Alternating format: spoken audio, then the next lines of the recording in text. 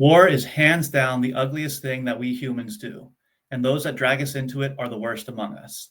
Let's look at the Russia-Ukraine war. This war didn't begin because Putin woke up one day feeling like Dr. Evil, deciding to invade Ukraine and next the world. No, the US has its hands all over this battle. We poked the Russian bear until it attacked. Then we threw Ukraine under the bus to try to bleed Russia out. Well, the plan failed. Ukraine is destroyed, Russia is still standing, but our military contractors got rich. Let's look into the history of this war. If you go back to 2014 under Obama, Ukrainians were protesting in the streets when the West stepped in and instigated a far-right coup where we overthrew the current government and put in a leader that would play ball with us. We have a history of doing this all over, and this set the stage for the battle. John Mearsheimer, an international relations expert, said that the US was leading Ukraine down the primrose path and it is going to get wrecked. We promised a bright future for Ukraine, which ended in calamity.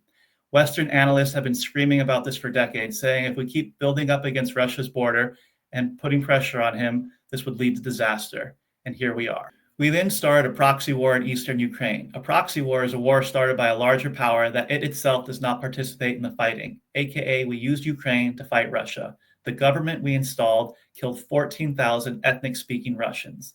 Russia stepped in, and here we are.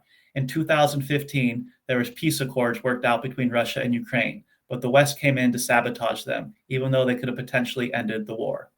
NATO is a North Atlantic Treaty Organization. It is a coalition of warmongering nations that have been pushing up against Russia's border, and that is what's led to this disaster. Even though we were warned, we kept pushing for it. If people could see behind the scenes at our role in global conflict, things might change for the better, but they do such a good job at keeping us distracted by feeding us lies. The media's line is Putin is some comic book villain, but the truth is this war was never about saving Ukraine. This war was about keeping global empire on top. The nightmare for Washington would be if the people woke up to this truth, if they saw the war for what it really is, that our pressure against Putin is what caused it, that the hundreds of thousands of bodies were killed in our name. If people could see this, then the empire of lies could collapse and we could potentially move forward. But first, we have to see through the lies. So here we are, another war sold to us on lies. We had liberals cheering on Ukraine and Republicans nodding along.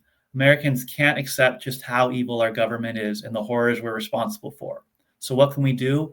We need to wake up to these lies. We need to smash this Western propaganda lens that we all see the world through. We need to feel the extent of the horrors of this war. Donald Trump is out there trying to wash his hands clean of this, but don't believe him. He was pouring weapons in from the start, and Biden continued it. It's looking like negotiations to wind down this war are struggling. And Trump is in the middle of just funding Israel's war even more. No matter who we elect, we seem to get more war, more poor. Never forget this fact. China has 8 overseas military bases. Russia has 1, and the US has over 800, likely 1,000, with 200 of them being secret. And we haven't won a war in over 80 years. So what do we need to do? We need to stop electing these same politicians. We're told that we have a 2-party system.